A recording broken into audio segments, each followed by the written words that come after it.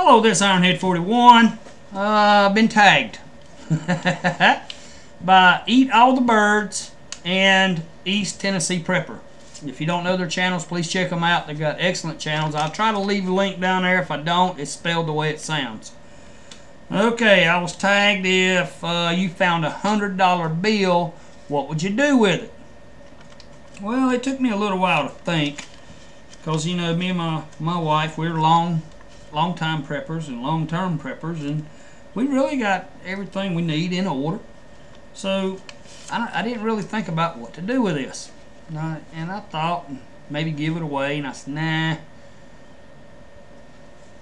we need to store something that's really a #1 prep you ever seen, you ever thought of. Lard. See that 5-gallon bucket? Lard. Lard. Even if it's refined lard. Refined lard just means that it's odorless, colorless, and it'll last forever. There's no expiration date on these. There's no best use by date on these. As long as they stay solidified, they'll last forever. But when they start to get runny, then it can go rancid. But as long as it stays solidified, keep it in a cool place, even if you had to put it under your house, you know, or in your basement or wherever, that stays pretty cool. Well, anyway, let me share a story with you about lard. And this is a God-honest true story.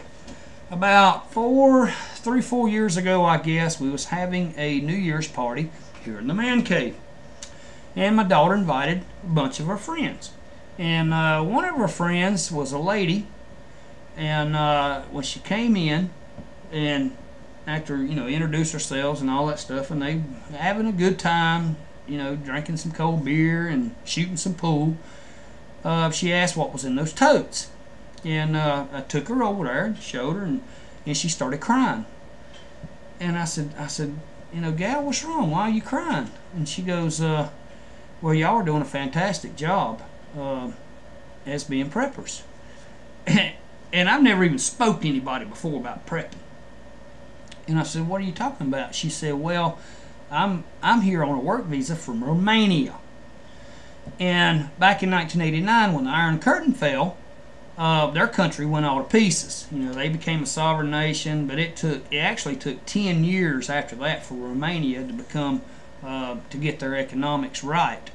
And a lot of people were starving. And this is exactly what she said. She said for the first 2 years, no joke, well, the first few weeks, her and her parents had to move out because there's no food in the grocery stores. Food was not moving because anything that was raised or grew in their country at that time went to the Revolutionary Army to protect the nation. So no food was moving, nowhere. There was no food. People were starving to death.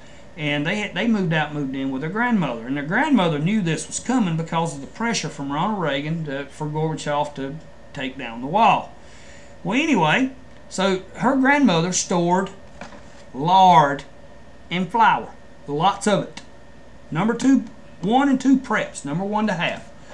So what they did is she would take lard, water, and flour and make a flatbread. And she would bake it on the wood stove. And then you take lard right out of the bucket, smooth it on the bread, put another piece of flatbread on top, and ate it.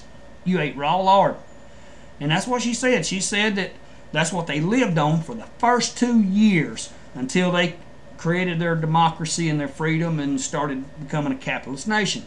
Isn't that something? I say lard is the #1 thing, and that's what I would do if I found a $100 bill. Now, I'm supposed to tag some people. Anybody that wants to do a video response to this, consider yourself tagged. Well, that's it.